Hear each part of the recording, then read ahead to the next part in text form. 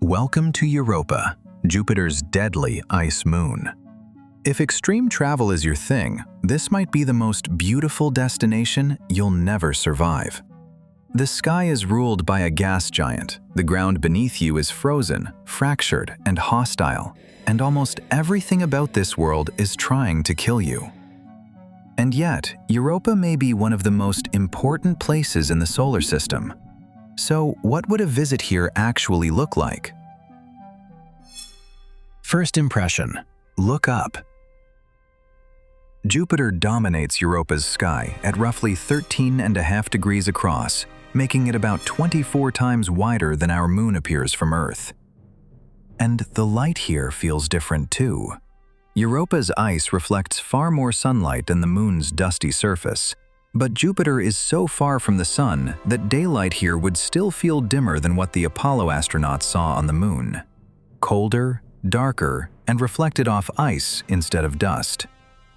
And if you kept watching the sky, you could catch 3 of Jupiter's other major moons, Io, Ganymede, and Callisto, drifting through it. At the right moments, Io and Ganymede could look about as large as our moon does from Earth, and sometimes even noticeably larger. Callisto would look smaller and more distant. Surface conditions: broken ice. Europa is not a smooth, frozen sphere. Its crust is cut by long ridges, dark fractures, and disrupted regions called chaos terrain, where broken plates of ice seem to have shifted, rotated, and frozen again. These are enormous structures. Some of Europa's long fractures are only about 1 to 2 kilometers wide, but they can run for thousands of kilometers. Some have grown into ridges hundreds of meters tall, and some broader bands can reach about 60 kilometers across. On Earth, the closest visual analogs would be fractured sea ice, pressure ridges, and broken polar ice fields, but scaled up dramatically. At human scale, we cannot map every obstacle yet, but this would almost certainly not be easy ground to cross. You should expect uneven footing, broken margins, hard ice, and ridge systems that could turn even a short traverse into technical terrain. For extreme athletes, some parts of Europa might feel less like a moon and more like a frozen world built for mountaineers, ice climbers, and backcountry skiers. If backcountry skiing also meant vacuum, lethal radiation, and no second chances. Survival guide: stay shielded. Europa is beautiful, but this is not a world built for human bodies. Europa's atmosphere is far too thin to breathe. Surface temperatures are brutally low, and the biggest danger is radiation from Jupiter's magnetosphere. On Europa, exposure is not a long-term problem, it is an immediate one. This is not a place where you wander for hours. Time on the open surface would be limited, controlled, and always secondary to cover. Any serious outpost here would have to be below the surface, buried in ice, carved into a ridge, or hidden behind thick protective walls. On Europa, survival does not begin with exploration. It begins with hiding from the world you came to see. The real destination: beneath the ice. Europa's surface is only the shell. Far below it lies what may be a global ocean of salty water, hidden beneath an ice layer roughly 15 to 25 kilometers thick, though newer Juno data suggest an average closer to 29 kilometers in the region observed. Beneath that could lie an ocean about 60 to 150 kilometers deep, holding more than twice as much water as all of Earth's oceans combined. And at the bottom, there is likely a rocky seafloor. That is the real reason to come here, not for the surface, but for the world below it. In the tourist version of Europa, getting there would be the whole adventure. You would descend through the ice in a heated bore shaft or a melt probe tunnel, sealed inside a pressurized elevator capsule with kilometers of frozen crust above you. And once you reached the ocean, the next step would be obvious: board a small submersible, and dive into one of the most alien seas in the solar system.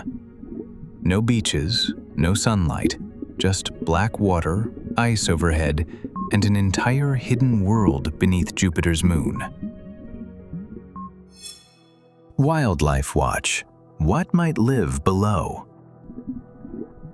If life exists in Europa's ocean, the most sensible first guess is not something large. It is microscopic life, something closer to bacteria or archaea than to fish or squid. There is no sunlight down there, so any ecosystem would have to run on chemistry instead of photosynthesis. On Earth, the best comparison, if Europa has hydrothermal vents, is the deep ocean around such vents, where tiny organisms use chemical energy from hot, mineral-rich fluids to make food, and larger ecosystems depend on them. So what would you look for first? Probably thin films or mats of microscopic life coating rock near warm vent systems, if they exist, or dense clouds of tiny organisms gathering where different kinds of water meet. Those mixing zones matter because they create sharp chemical contrasts, places where one layer of water offers energy-rich compounds and the next offers a different chemistry to react with. For very small life, that can be an energy source. If that microscopic foundation exists, our imagination can go one step further. You could picture shrimp-like scavengers near warm vent fields, pale worm-like animals anchored to the seafloor, or translucent drifters moving through black water beneath the ice. That part is speculation, but it is not random fantasy. On Earth, hydrothermal vents first provide the heat and chemistry, then microscopic life turns that chemistry into food, and only after that do more complex ecosystems appear. If Europa is alive, it would probably begin the same way, with darkness, chemistry, and very small life doing the hard work first. Culture Guide. Why this world is called Europa. This moon is named after Europa from Greek mythology, the woman Zeus carried away after approaching her in the form of a white bull. To the Romans, Zeus became Jupiter, which means the names still preserve the same story. Europa and Jupiter, bound together in myth long before they were bound together in the sky. And the story does not end there. On Crete, Europa became the mother of Minos, which ties her indirectly to the later legend of the Minotaur and the Labyrinth. That makes the name feel strangely fitting. Europa is a world beneath Jupiter's shadow, and one of its greatest mysteries may be hidden far below its frozen surface.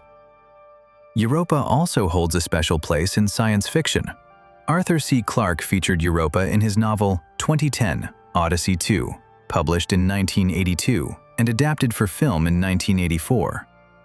And in more modern fiction, films like Europa Report turned this moon into exactly what it already feels like in science: a distant world of hidden oceans, danger, and possible life.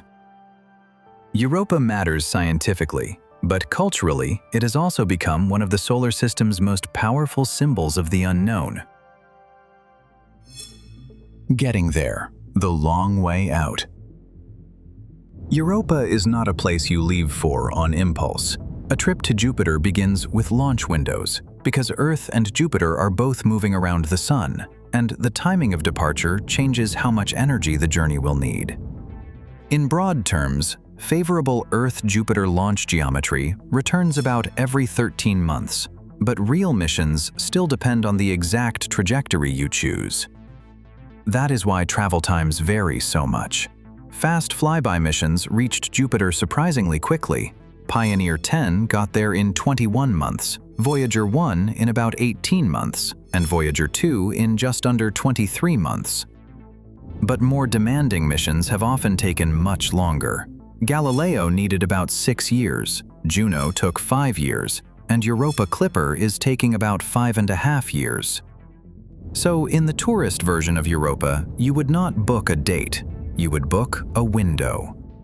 You would leave Earth on a long interplanetary transfer toward Jupiter, arrive first in the Jovian system, and only then make the final descent to Europa. This is not a quick trip across the solar system. It is a carefully timed expedition to a moon that only rewards travelers who plan years ahead. Expedition Checklist: What to bring.